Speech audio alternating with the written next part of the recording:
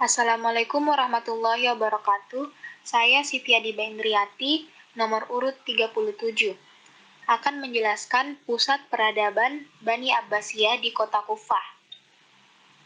Kota Kufah merupakan ibu kota pertama bagi kerajaan Abbasiyah pada waktu diumumkan berdirinya Kekhalifahan Abbasiyah.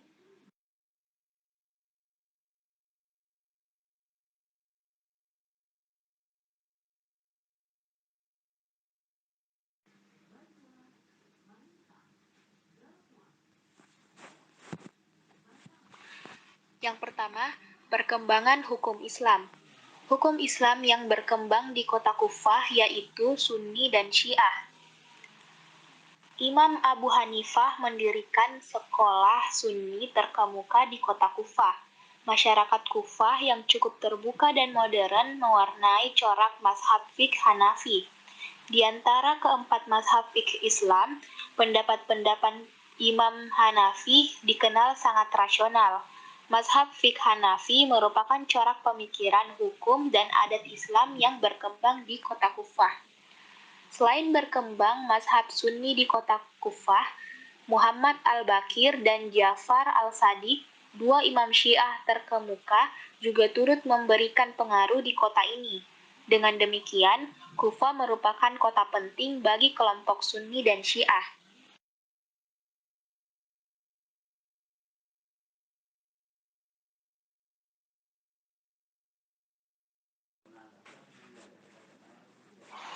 Yang kedua, perkembangan kebudayaan, yaitu kelahiran genre kaligrafi Islam gaya baru.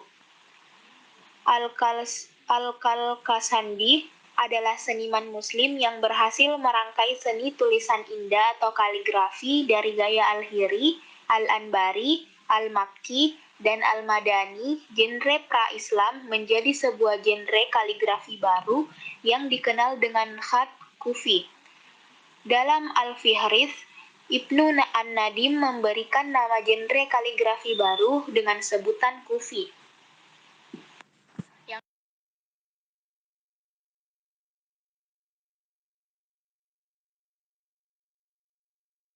Yang terakhir, saksi kelahiran ulama besar. Di antara ulama besar yang lahir di kota Kufah, yakni Abu Hanifah bin Nu'man al-Kufi dan Abu Musa Jabir bin Hayyan.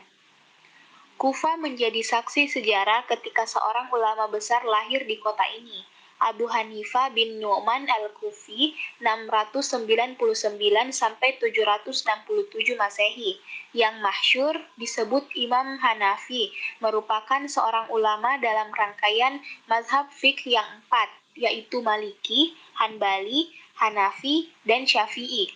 Cukup menarik di sini bahwa di antara keempat imam mazhab fiqh yang empat, ternyata hanya Imam Hanafi yang bukan berasal dari bangsa Arab. Dalam hal ini, Imam Hanafi dikenal sebagai orang Ajam atau non-Arab. Silsilahnya memiliki pertalian darah dengan bangsa Persia. Dia hidup pada masa pemerintahan Khalifah Abdul Malik bin Marwan dari dinasti Umayyah. Selain itu, kota Kufah menjadi saksi sejarah kelahiran Abu Musa Jabir bin Hayyan, lahir di Kufah pada 750 Masehi. Dia ahli kimia terkemuka yang belajar kepada Barmaki Vizir pada masa pemerintahan Harun ar-Rasyid Abbasiyah di Baghdad.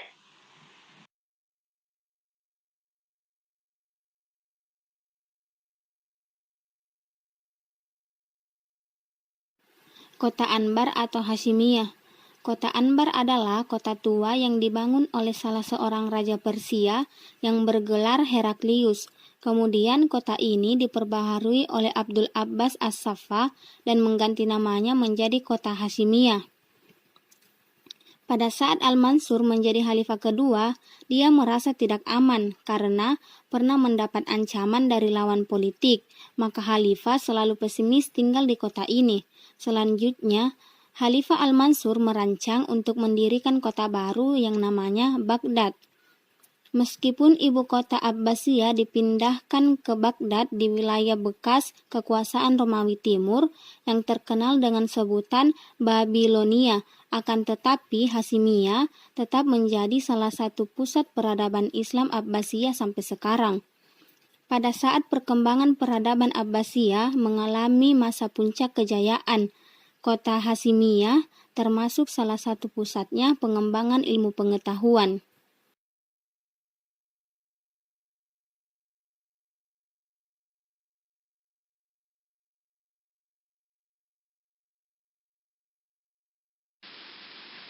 Assalamualaikum warahmatullahi wabarakatuh. Nama saya Raden Roro Sofia Anissa Zahra dari kelas 11 MIA 6 nomor urut 34. Hari ini saya akan menjelaskan materi tentang kota Baghdad. Kota Baghdad dibangun oleh Khalifah kedua Al-Mansur tahun 136 Hijriah atau 762 Masehi. Terletak antara sungai Tigris atau Dajlah dan Eufrat atau Furat.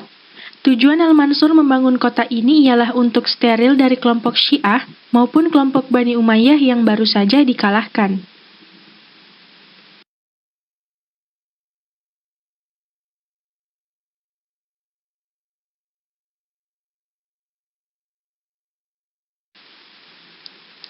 Istana Khalifah terletak di tengah-tengah kota Baghdad dengan gaya seni arsitektur Persia yang dikenal dengan nama Al-Qasr Az-Zahabi atau Istana Emas.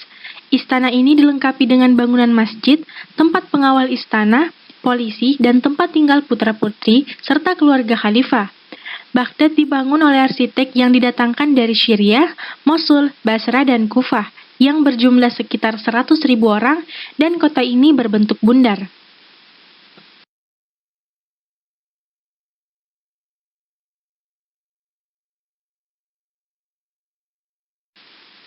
Masa keemasan kota Baghdad terjadi pada masa pemerintahan Khalifah Harun ar-Rasyid dan anaknya Al-Ma'mun.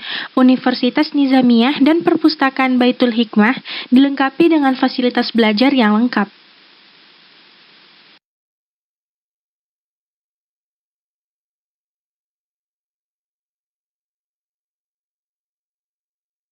Bismillahirrahmanirrahim. Assalamualaikum warahmatullahi wabarakatuh. Perkenalkan, nama saya Putri Rahmadania dari kelas 11 MIA 6. Saya akan menjelaskan Karkah. Karkah dibangun oleh Khalifah Al-Mansur dengan tujuan sebagai kota bayangan bagi Baghdad sebagai kota pusat pemerintahan. Kota Baghdad yang sudah penuh sesak dengan berbagai bangunan, masjid, istana, madrasah, maktabah, dan bangunan fasilitas perpintahan lainnya, maka Khalifah Al-Mansur memindahkan pusat-pusat pembiagaan dari kota Baghdad ke kota Karkah. Perniagaan yang dominan adalah perniagaan minyak wangi, tukang-tukangan besi, tukang kayu, perdagangan, pembiagaan pakaian dan senjata, serta pembiagaan bunga dan pembiagaan alat musik. Sekian dari saya. Wassalamualaikum warahmatullahi wabarakatuh.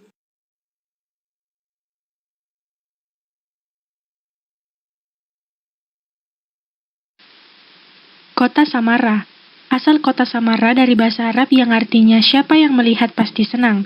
Kota ini dibangun di timur sungai Dajlah atau Tigris dan berada di bagian utara kota Baghdad sejauh 124 km di bagian timur, berbatasan dengan Kirkuk, utara dengan Nainawa, barat dengan Provinsi Anbar.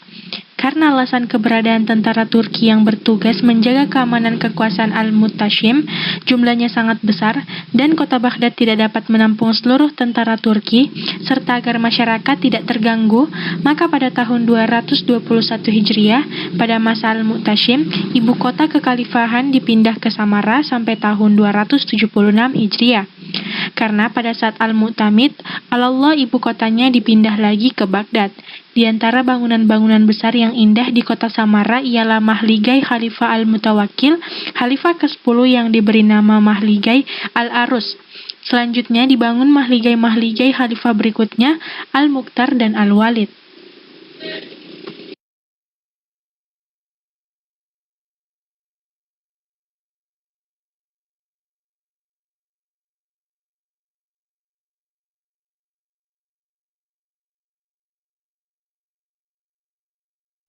Assalamualaikum warahmatullahi wabarakatuh. Perkenalkan, nama saya Rizalina Siramzah, nomor urut 33 dari kelompok 5. Kali ini saya akan menjelaskan pusat-pusat peradaban pada masa dinasti Abbasiyah, khususnya bangunan tempat pendidikan dan tempat peribadatan. Bangunan tempat pendidikan dan peribadatannya terbagi menjadi 4. Yang pertama ada kutab. Kutab yaitu sebagai lembaga pendidikan dasar dan menengah. Maktab atau kutab dan masjid yaitu lembaga pendidikan terendah tempat anak-anak mengenal dasar-dasar bacaan, hitungan, dan tulisan, serta tempat para remaja belajar dasar-dasar ilmu agama, seperti tasfir, hadis, fikih, dan bahasa. Yang kedua ada madrasah. Madrasah pada masa dinasti Abbasiyah, ilmu pengetahuan berkembang pesat. Di masa ini, didirikan madrasah yang bernama Nizamiyah dan didirikan oleh Nizamul Mulk, seorang Perdana Menteri, tak hanya di Baghdad. Sekolah Nizamiyah ini juga didirikan di kota lainnya, seperti kota Balkan, Muro, Tabrisan, Naisabur, Hara, Isfahan, Mosul, Basrah, dan lainnya. Nizam al-Mulk adalah seorang wazir atau Perdana Menteri Kesultanan Seljuk dan cendekiawan keturunan Persia. Nama aslinya adalah Abu Ali al-Husain bin Ali bin Ishaq bin al-Abbas Atusi. Saat pemerintahan Seljuk, seorang wazir bernama Nizam al-Mulk dengan madrasahnya di kemudian hari, ia dikenal sebagai peletak tonggak pendidikan. Sebab pengajaran yang berlangsung di madrasahnya tertata dengan baik dan menggunakan silabus. Tak heran bila madrasah di Baghdad yang berdiri pada tahun 1066 Masehi itu berpengaruh pada perkembangan madrasah yang mempunyai sistem pengajaran baik. Sejarah Abu Usama mengatakan madrasah yang dibuat Nizam al-Mulk terkenal di seluruh dunia. Kemudian yang ketiga adalah Darul Hikmah. Darul Hikmah pada masa pemerintahan Harun ar-Rasyid dan Al-Makmum, Baitul Hikmah mencapai puncak kejayaannya sebagai pusat ilmu pengetahuan. Selain perpustakaan, ada pula yang disebut dengan Mahal al-Warakah, yang secara harifah dapat diartikan sebagai tempat kertas. Mahal al-Warakah juga berfungsi sebagai pusat ilmu pengetahuan dan peradaban. Aktivitas utama di tempat ini yakni membuat naskah dan menulis kaligrafi buku. Tempat belajar lainnya ada di masjid. Tak hanya itu, penguasa Abbasiyah menggunakan ribat atau benteng sebagai tempat belajar mengajar. Penggunaan benteng untuk belajar dipelopori oleh para penganut tasawuf. Dan yang terakhir adalah masjid-masjid sebagai beribadah, tempat pendidikan tinggi-tinggi dan tahasus. Di antara masjid yang terkenal adalah Masjid Cordova, Masjid Ibnu Taulun, dan Masjid Al-Azhar. Masjid Cordova. Masjid Cordova dibangun pada tahun 786 Masehi. Masjid ini dapat menampung hingga 80.000 orang, panjangnya mencapai 175 meter, sedangkan tiangnya berjumlah 1.400 buah dengan tinggi mencapai 20 meter. Kubahnya disanggah oleh 300 buah pilar marmer. Masjid tersebut kini telah menjadi gereja. Yang kedua, Masjid Ibnu Taulun.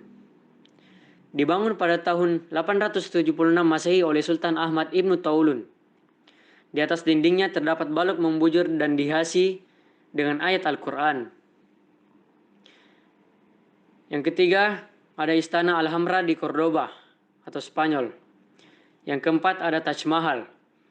Taj Mahal adalah sebuah bangunan indah bertatahkan ratna mutu manikam yang diciptakan oleh Sultan Syekh Jehan pada tahun 1628 sampai pada tahun 1657. Tempat ini dibuatnya sebagai persembahan untuk permasyurinya yang meninggal dunia. Taj Mahal terdapat di daerah Agra, India. Sekian, itulah yang dapat saya sampaikan mengenai bangunan tempat pendidikan dan tempat peribadatan pada masa dinasti Abbasiyah. Lebih dan kurangnya mohon dimaafkan jika ada salah kata. Terima kasih. Wabillahi taufiq wal hidayah. Wassalamualaikum warahmatullahi wabarakatuh.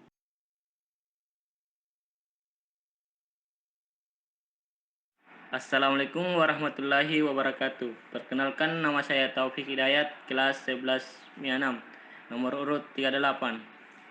Kelompok 5. Hari ini saya akan menjelaskan pengaruh perbedaan Islam terhadap dunia barat.